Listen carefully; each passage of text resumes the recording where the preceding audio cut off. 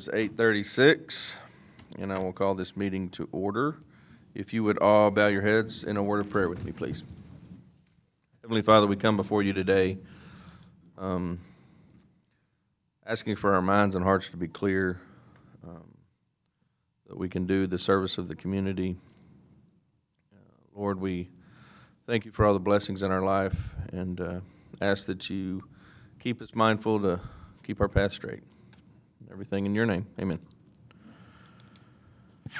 At this time, we will move to public comment. Issues or items that are not on the agenda may be raised by the public at this time. Citizens should speak from the podium, begin by stating their name, and limit remarks to less than 3 minutes. Board members may request that a discussed item be placed on a future agenda. The board takes public comment on all regular agenda items during the discussion of those items. Do I have any public comment today? Seeing none, we will move on to the consent agenda. A, consider approving the June 26, 2019 meeting minutes. B, consider approving necessary corporation disbursements. Do I have a motion? Move for approval of items A and B on the consent agenda. Do I have a second? I'll second.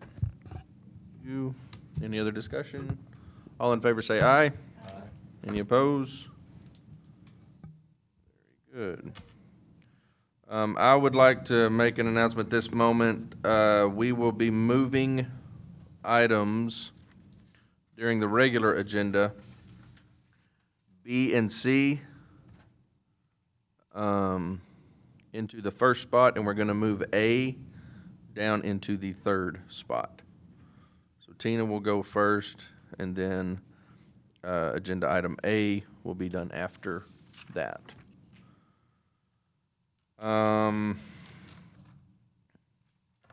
We will now move into closed session. We're doing things a little different this morning. We're going to do closed session at the beginning.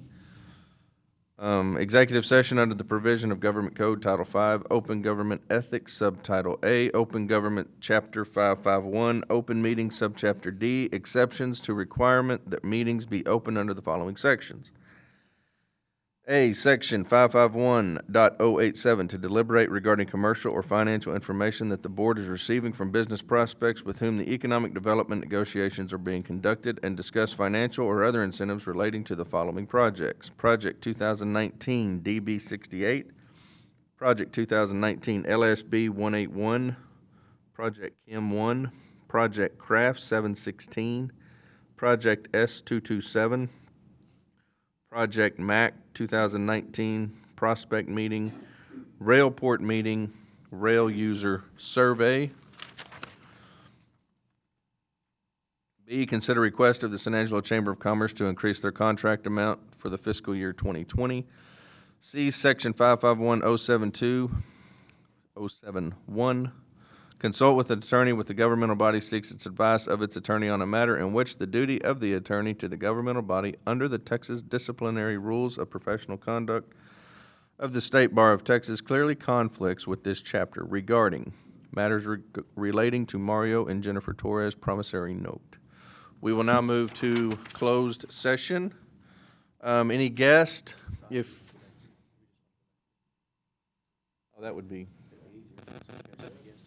Can we just step back here so we don't have to make everyone else leave? It's okay for them to move into the back room rather than to have everybody leave or for executive session? Yeah, I think that we can, as long as, yeah, we can, because you're announcing it here, which is the important thing, so.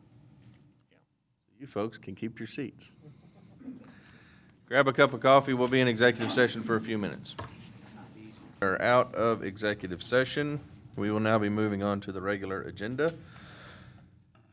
Agenda item A will be consider approving the June 2019 financial statements. Presentation by Tina Dierski, Director of Finance. Good morning. Thank you. Good morning, Board. Again, And Tina Deersky, Director of Finance. I'm just here to present your June financial statements. I want to point out that in June, sales tax was up 10.13% for the month compared with the same month in the prior year. And in July, we were up 5.36%. So we're still continuing to see that positive trend, though we are tempering off a little bit, kind of getting a little bit more stable with those numbers. We continue to keep as much in on your balance sheet, we continue to keep as much as possible in investments, continuing to monitor those cash flow needs. One thing I do want to point out here is that you'll likely see a change next quarter to your unassigned fund balance amount, as we are planning to submit a budget amendment to budget for the remainder of the Chadburn Street project, which is $2.25 million, in addition to any other initiatives you might approve today. I know there are a couple of agenda items today that might require us to include those on a budget amendment that would come out of that $9.9 million that's currently in the fund balance. Interest income on your revenue expenditure report year-to-date is at $208,000. Last year at this time, interest income was at $141,000, which is a 48% increase. So we are continuing to see those gains in our investments, and so that's definitely a good sign. We're very happy about that. On your balance sheet for the ballot side, there's not a lot of activity there. Again, just monitoring the cash and investments and continuing to manage those cash flows. And on your income statement for the ballot side, again, just slightly over budget for sales tax revenue. And other than that, we have your project activity listings and the current month expenditure report. And that's all I have for your financial statements today, unless you have any other questions. Any questions from the board? All right. Thank you, Tina. We will now move on to C, discussion and direction related to the proposal fiscal year 2020 budget. Okay, so this is a discussion item today, and I would seek your direction. I plan to present the co-CDC budget to the City Council sometime in August. And so with your direction, I will ask for you to approve the budget that we're presenting today with any changes that you might ask me to make. And the only changes that I will be proposing after today would be if the city changes their sales tax revenue budget, we would, of course, budget half of that to correlate with whatever we budget on the city side for the co-CDC budget. So that would change. That would have an impact on sales tax revenue and future projects, depending on which way that could go. So for sales tax revenue right now, we're budgeting flat because we haven't had discussions with City Council to discuss whether we'll increase or decrease that amount for this year. So for the time being, we're going to leave it flat. Interest on investments, as I just mentioned, has been good, and so we're seeing a positive trend with that. So we are going to increase our budget for revenue on that by $45,000 to $75,000 for next year. Again, I want to mention that this is on the ballot side. We're not discussing the economic development side yet. So for administrative, we are decreasing from $4,500 to $0. For staff services, that'll decrease by $30,000, or excuse me, to $30,000, and a decrease of $122,000. Debt service will increase $173,000. Affordable housing remains unchanged, as well as West Texas Water Partnership. And then, of course, future projects is a product of kind of whatever is left in your budget to present a balanced budget. I'll leave this slide here for a few minutes, let you guys look at it and tell me if you have any questions on it. Big swings, are they not? So the staff services agreement, we had discussions with staff and feel like the staff of the Development Corporation really spends no time on the ballot side. And so we are moving that portion over to the economic development side because they don't do anything on the ballot side at this point because most of the ballot initiatives have been completed. There's very little, most of it's admin that the finance staff takes care of. So that's why you'll see a decrease. The reason why we're leaving the $30,135 is that's where we pay the portion for affordable housing that comes out of the $335,000 that they're allotted each year.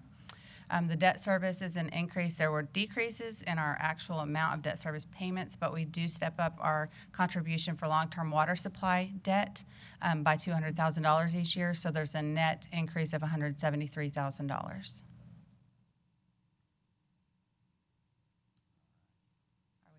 Ready for the next slide? Bring it on. Good. So on your economic development side, we're, again, no changes to sales tax revenue for the time being. Your lease income is increasing by $9,300, and your interest on investments were increasing by $125,000. Again, we do extensive work with our investment advisor before we make that recommendation, and we feel like that is a good number. Great. Okay, and here on the economic development side for expenses, our administrative, again, is increasing by $53,000. And that's in line with the staff services contracts as well as some other minor changes. Partner affiliations is increasing by $30,250, and that is because of the I-14, the high ground, the TMCN, and the Transportation Advancement of Texas? Advocates of Texas, pardon me. I had ADV. So that's what those increases are a product of, as well as, of course, staff services, again, because of the changes that we made in allocations of those salaries. Industrial park is an increase of $2,500. That's just some maintenance and water bills and things like that, minor changes.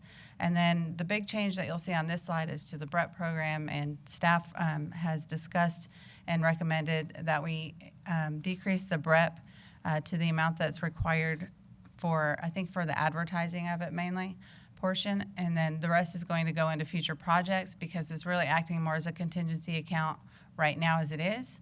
And so that's kind of what the future projects account is for as well. And so based on direction from Guy and his staff, we've moved that into the future projects line so it can be accessed for any type of project. Okay. Marketing, no change. The BRC, some minor changes to expenditures for the BRC and the business factory, just administrative utility bills, those kinds of things are being moved around a little bit. So those are the big changes on your economic development budget. Everything looks good. Questions, concerns from the board? All right. Let me go back. I think I skipped over the chamber contract inadvertently. As you know, we are still in discussions with the chamber on what that amount will come to be. And so I would like, with your direction today, to include the verbiage that if that chamber contract is adopted at a different amount, of course, I would move that in or out of future projects to compensate for whatever that balance would be. Right. Okay? We'll let you know. Thank you, Tina. Yes, sir. Thank you. Mr. President, Yes. I believe you need to get approval on the financial statements back there's a on that. consideration. If you'll get it, ask for approval. Do I have a motion? I'll make a motion. Thank you. Do I have a second? Any discussion? All in favor, say aye. Aye. Any opposed? Very good. Thank you, Guy. Moving on now to line item A, consider approval of a one-time temporary expansion in the amount of $1 million for the Affordable Housing Assistance Program, AHAP, to address storm damage to residential structures citywide and to temporarily allow rehabilitation and reconstruction as an eligible activity under the program. Presentation by Mr. Bob Salas. Good morning. Good morning, Board. According to FEMA, the city suffered over $7.5 million in damages due to the recent tornadoes and storms. Katie Reed from the Area Foundation, she conducted a door-to-door assessment of the Bradford area, and then we followed that up with a windshield survey by our construction manager. We found that at least 63% of those folks in Bradford did not have insurance. And while FEMA had the damage assessment in Bradford much higher than those that, unfortunately, those that didn't have insurance, we assessed to be about $650,000 in damages. That includes about 3 units that have to be demolished and reconstructed. It includes 14 that require some major rehabilitation inside and out, and about 27 suffered some roof damage. A couple of pictures here. You can see that some require demolition, others require some roof repairs, and some require just some rehabs. You see some of the damage there. The board asked staff to do some research, come back with a proposal to help rebuild in that area to kind of keep slum and blight from occurring. And of course, the elimination or prevention of slum and blight goes well with the Coastal DC mission. We came up with 2 options. One is to try to effect repairs across the city which we estimate to be at least $1 million, if not more, and that would be for uninsured households. Of course, the problem with that is we have to conduct additional research. We don't know the extent of the damage. We're just kind of would be guessing more than anything else. So that's one option. A second option would be to focus on the Bradford area and allocate about $600,000 from the Coast of DC fund balance for a couple of reasons. First, Bradford suffered the most damage during the storms. And secondly, we have a potential client list already. We have folks that have already come to us. We have a list of people that we can address some of their needs.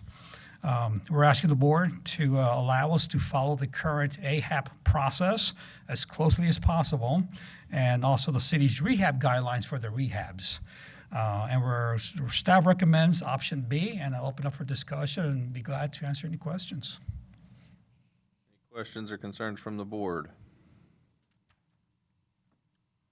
Is the million on top of the already allocated budget that Tina just went over? The $1 million would be if we decide to go citywide. It would include Bradford plus additional areas that were hit by the storms. So as of right now, we fund $361,000 to the housing program. You do. That is for a gap financing first-time home buyers program. Okay, so these would not be included. Those would be fund balance. It'd be above and beyond the $335,000. That is correct. I'll just say what I kind of came up with. I didn't know the second deal here existed, but if we matched the 361 and doubled it, it'd be 638,861. I think that's a good number based on this to help with the Bradford area. That number would give you $1 million for the year total. So you're saying the $600K for the Bradford area plus the $3 that we give for the. The 335 is pretty much spent this year. We don't have those funds available. We already have, we built the homes. Galilee's here. In fact, they do a lot of their homes for us. So those funds aren't available for this year. So we'd have to wait till October the 1st if you want to allocate those funds for. I don't want to allocate those funds for this. Okay. I just want to make the total that we give you for this year $1 million. Okay. Gotcha. That would give you 638,861 to do this. And that we could certainly, again, again, it's a little bit of a guess because it may be more, it could be less because some folks may not be eligible, or more will come forward. Typically, that's what happens. Once you start the program, word gets out, and before you know it, you have a lot more. There's more need that we didn't expect. So, we could certainly use the extra funds. Yeah. Questions, concerns?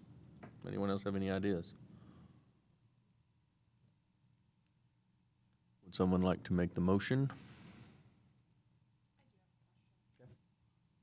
Are there other funds, federal funds, or anything else, state funds, or anything that's been available to help this area? Some. We have some money earmarked for roofs, but again, those are citywide. We have a few. In fact, we've already had a couple of them that have come from the Bradford area asking for assistance for their roof repair, but we're getting a lot of clients from across the city. And it has nothing to do with the storm. It's just a typical program that we have available to us, and they can take advantage of it. They can take advantage of our emergency repair program. But what we're finding is to really kind of focus on the slum and blight is going to take some work. Not the small programs, not the small projects where you need gas leak repair or something like that. It's the big ones. It's the major damage that you can physically see. That's what we're trying to get at.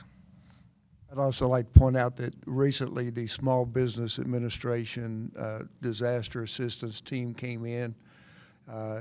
We actually housed them within the BRC, and they were offering low-cost loans at about 1.98% interest to both business and residential.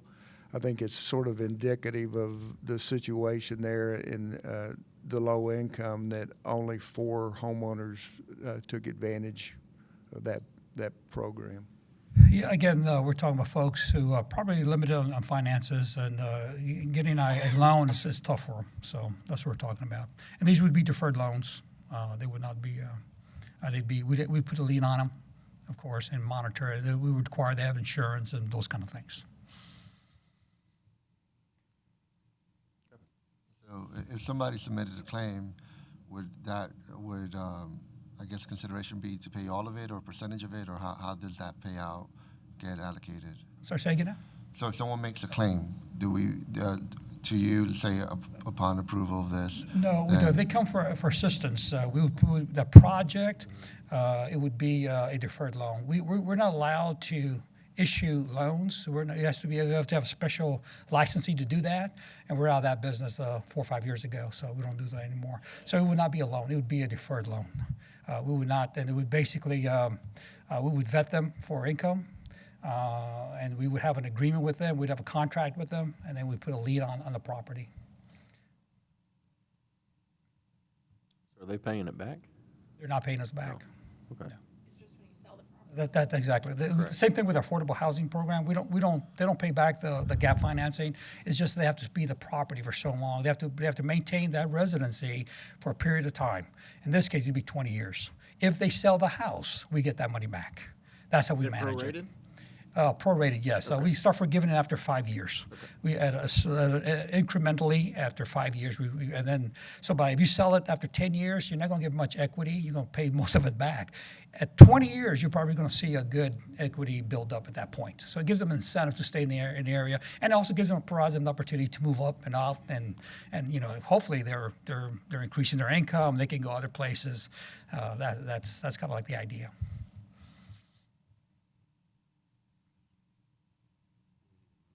Other questions? There's two proposals, yeah. I'll make the motion that we approve, 665. $638,861 to focus on the Bradford area. And that would bring the total for the year to $1 million. But I'll make that motion. Do I have a second? I'll second. Any other discussion? All in favor? Aye. Any opposed? Very good. Thank you. Appreciate it. Thanks, Bob. Moving on to line item D, consider a resolution authorizing the use of sales and use tax funds in the amount not to exceed $600,000 for purchase of a vacant tract of land being 180 acres, more or less, out of the J.C. Matthews Abstract 8071, Survey 0178, and WCRR Company Survey 177, Abstract 4031, being a portion of tax lot ID number 61-08071-0711-000-00, generally located adjacent to the south right-of-way FM 2105, 1.5 miles west of Highway 277, a project authorized under Chapter 505 of the Texas Development Corporation Act for industrial and commercial developmental, necessary to promote economic development and expanded business enterprises that create or retain primary jobs. Could you repeat that? It's like my 6th time to repeat that. Presentation by Bob Schneeman. Thank you. The board may recall that I believe it was at the last meeting that approved the purchase of this property. The purpose of the item today is to create an economic development project, which is required by chapters 501 and 505 of the local government code before we can spend any money, and it also requires that this be advertised, and there's a public hearing and all that, which we'll go through those as they come up. But today it's to establish the project. So it's 180 plus or minus acres, depending on the final survey, and we're still working with the sellers on the property to define those limits and some other terms. Price is $3,000 per acre, plus appropriate closing and other costs. In terms of the sale, include mineral rights, that are a 50-50 split with the seller, but no surface disturbance of this particular property in the event that they decide to do that. And we have a 90-day inspection period, which will start once everyone has signed the contract. So again, today, basically, we are establishing the project. Very good. Do you have any questions, concerns from the board? Do I have a motion? I'll make a motion. A second? Second. Any other discussion? All in favor say aye. Aye. Any opposed? Thank you, Bob. I might just point out very quickly that if somebody does the math, $3,000 per acre times 180 acres comes out to 500 and about 60-some thousand. We've got a little extra in there for the survey and also for Phase 1 environmental report should we need it. So, thank you. Thank you.